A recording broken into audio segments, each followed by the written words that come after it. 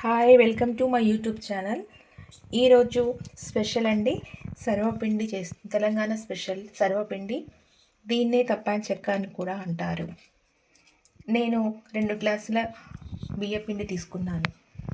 దీనిలో కావాల్సిన పదార్థాలు: ఉల్లిగడ్డలు, సన్నగా తరిగిన ఉల్లిగడ్డలు, కరివేపాకు, పల్లీలు, నువ్వులు, కారము, పసుపు, ఒక్క చెక్కలుగా దంచుకున్న ధనియాలు, ఎల్లిపాయలు, వేయించిన పల్లీలు,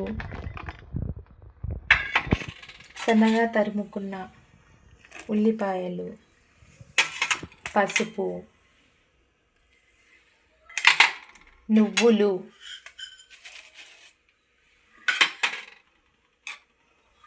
కారము, ఉప్పు, సాల్ట్.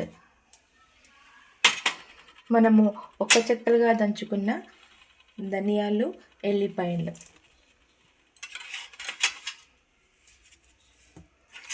కరివేపాకు, ఇవన్నీ కలిసేలాగా కలుపుకొని మనం చపాతీ పిండిలాగా సాఫ్ట్గా ఉండాలి. చపాతీ పిండిలాగా మెత్తగా ఉండలు లేకుండా కలుపుకోవాలి.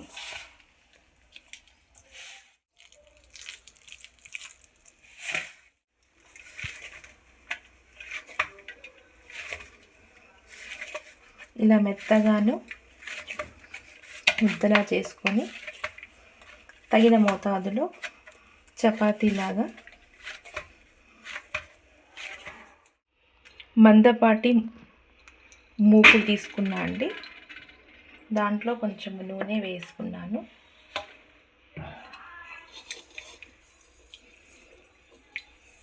గిన్నెకు అడుగంటకుండా నూనె రాసి మనం చేసుకున్న ముద్దను ఇలా మూకుడుకు ఒత్తుకోవాలి. ఇలా ఒత్తుకున్న తర్వాత మధ్యలో చిన్న చిన్న రంధ్రాలు చేసుకుంటే మంచిగా ఉడుకుతున్నది తప్పాలి చెక్క.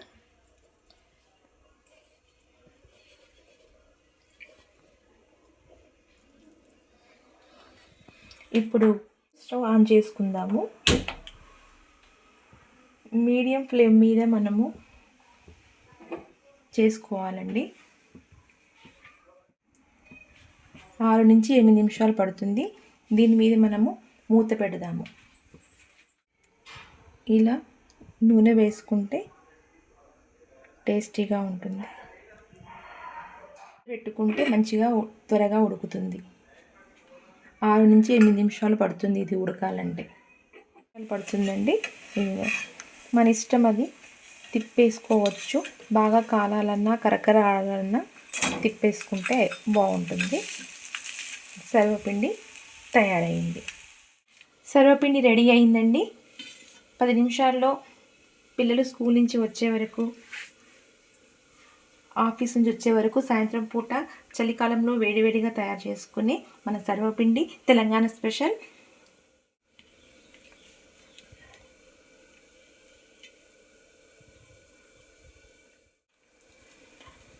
చాలా టేస్టీగా, రుచికరంగా ఉన్నదండి.